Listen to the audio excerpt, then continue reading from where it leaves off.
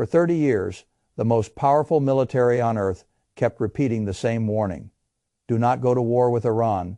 That warning survived presidents, parties, slogans, media cycles, and 1,000 different political moods in Washington. Bush heard it, Obama heard it, Biden heard it. Military planners kept saying the same thing in private because the structure of the problem never changed. Iran is not Iraq. It is larger. It is more populous. Its terrain is worse. Its society is more cohesive under attack than many of its enemies want to admit. Most importantly, it sits next to one of the most important energy choke points in the world. So if you are trying to understand the crisis now unfolding, I do not think the first question is whether America has enough firepower. Of course it does. The first question is why the political class in Washington finally decided it knew better than the people who had spent decades wargaming the problem. Because that is the real hinge in this story. For years, the fantasy remained remarkably stable. Hit the leadership. Hit the nuclear facilities. Hit the key regime nodes. The system will crack. A friendlier government will emerge. The entire region will be reorganized at lower cost than people fear. This fantasy has an emotional appeal, especially for political actors who like the idea of quick, decisive force. It offers a clean narrative, strike hard, remove the bad people. Wait for history to reorganize itself in your favor. The military never really believed it. Not because the Pentagon is pacifist. That would be a childish reading. The military did not believe it because it had studied the practical problem. If you bomb Iran, what exactly have you solved? You may destroy infrastructure. You may kill leadership figures.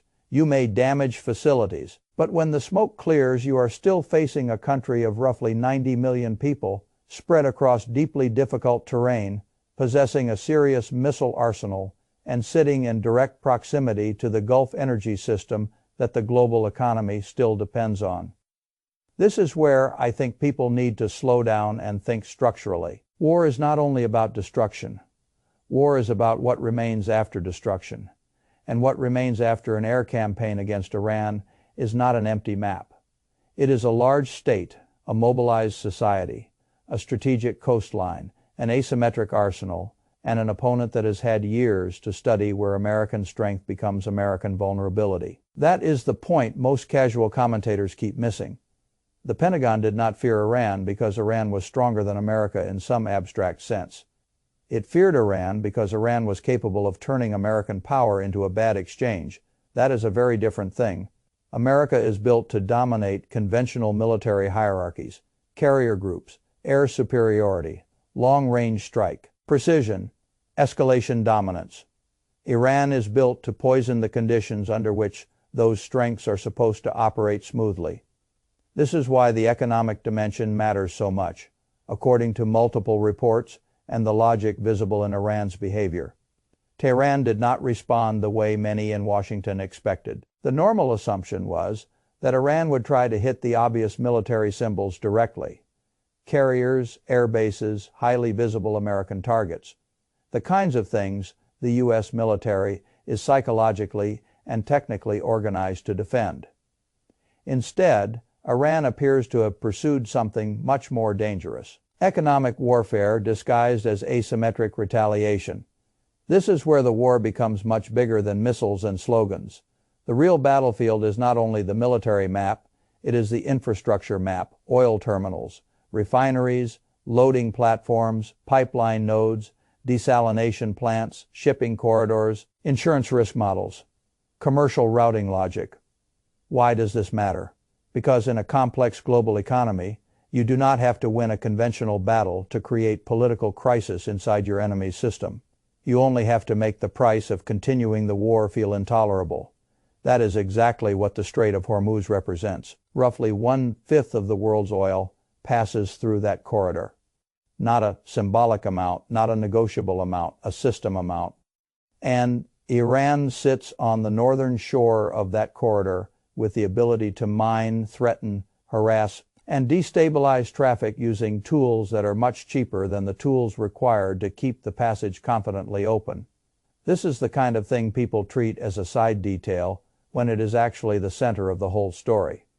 If transit through Hormuz becomes dangerous enough, Even without a total closure, the effects begin immediately. Insurance rates spike. Shipping companies reroute. Markets start pricing uncertainty. Oil rises, transportation costs rise.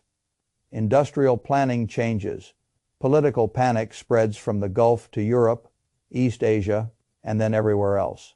This is why I keep saying the most important question in geopolitics is often not who can destroy whom. It is who can make normality too expensive to sustain.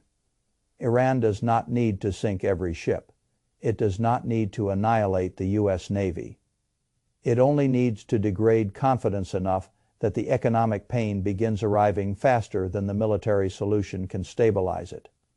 That is a very modern form of war. And it is one that late imperial systems often handle badly because they are still organized psychologically around visible dominance.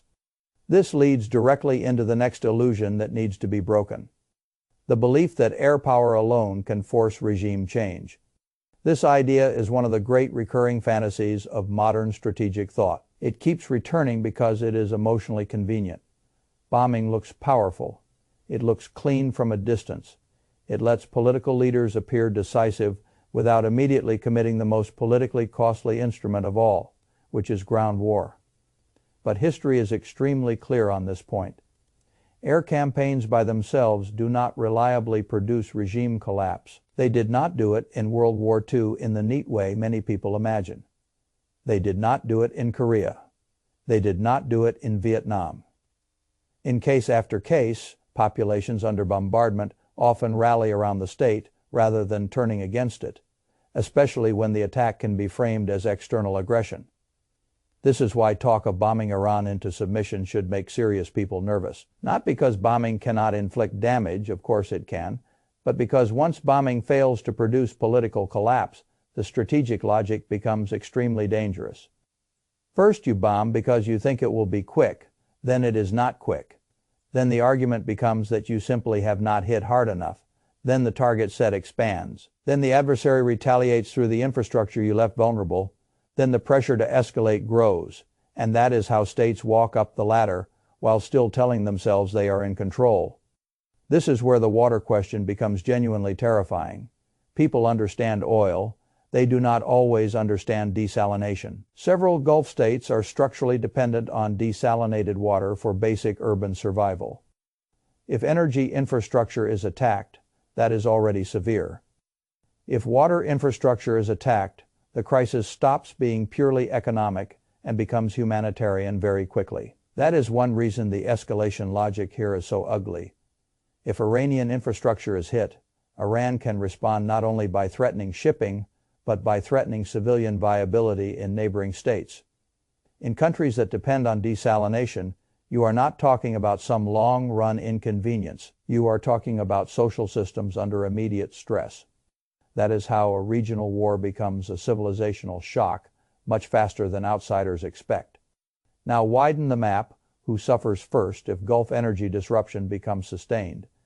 Europe is in a structurally weak position because it already lost access to cheap Russian energy and was forced to reconfigure. Japan and South Korea are acutely exposed because of import dependence. Many developing countries are even more vulnerable because they do not have the financial cushion to absorb sustained energy price shocks without severe social damage. This is why some economists are not using the word recession. They are using darker words. And before people dismiss that as alarmism, let us be honest about what is being described. A major Gulf disruption in the middle of an already stressed global economy is not a local event. It is a system-wide stress wave. Agriculture, freight, manufacturing, shipping, chemical production, electricity generation, consumer prices, sovereign budgets, everything starts feeling it. Now add another layer, Russia and China. Here, I think the logic is straightforward.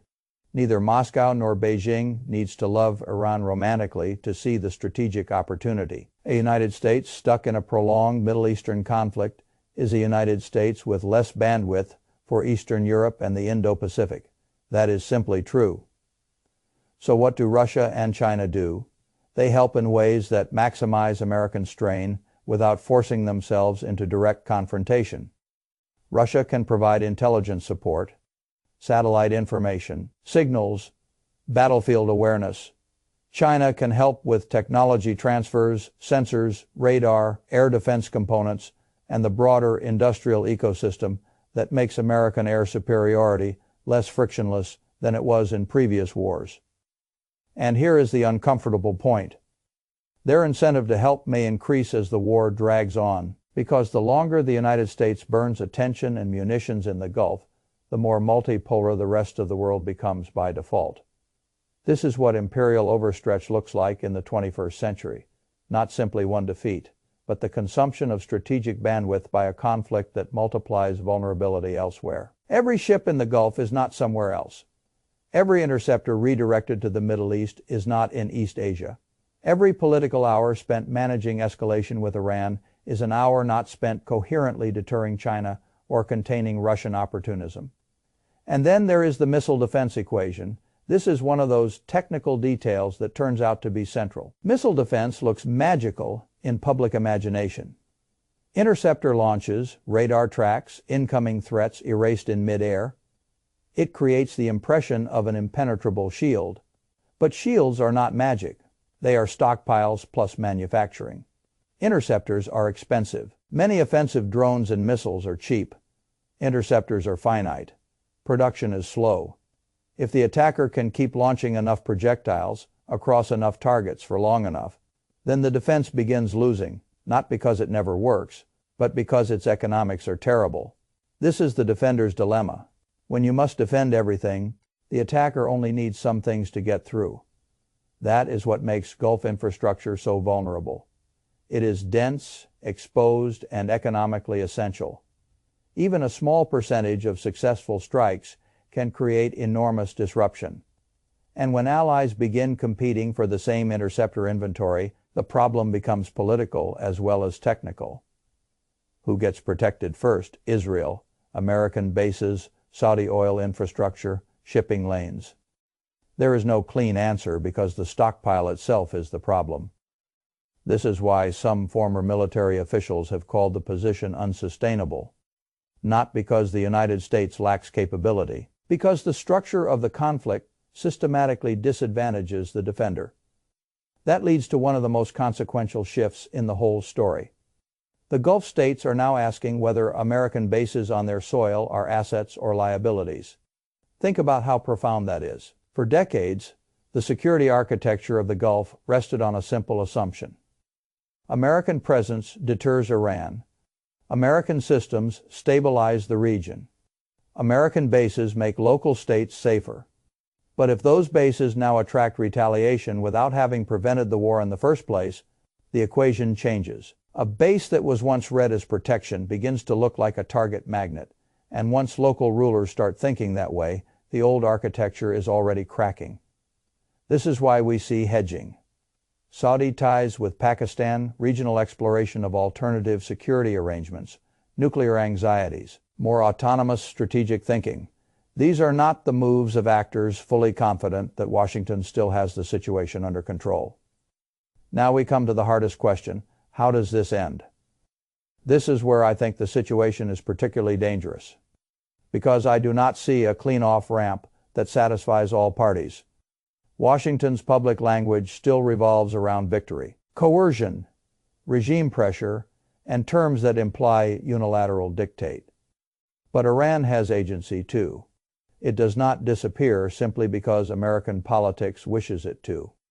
And from Iran's perspective, any deal now has to answer core demands: sanctions relief, security guarantees, some form of compensation or frozen asset release from Washington's domestic political angle that looks like concession from Tehran's angle.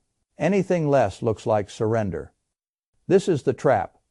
The terms required for a deal are precisely the terms that American domestic politics makes difficult to offer, and the terms domestic politics wants to insist on are precisely the terms Iran has little reason to accept.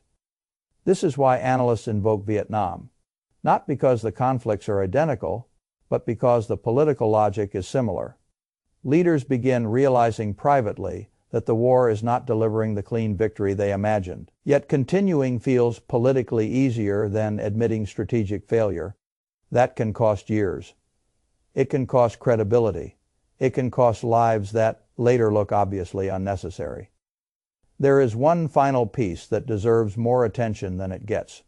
Nuclear proliferation. If Iran comes out of this conflict more convinced than ever that only a nuclear deterrent can prevent repeated attacks, then the war that was supposedly meant to stop nuclearization may actually accelerate it.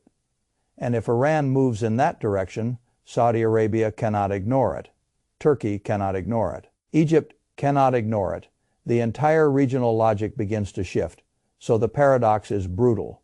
A war launched in the name of preventing a nuclear future may help guarantee a more nuclear Middle East. And if that happens, the crisis we are discussing now will later be seen not as a contained conflict, but as the point where the old order finally gave up its claim to strategic competence. This is why I keep returning to the same thought. The real issue is not whether this situation is dangerous.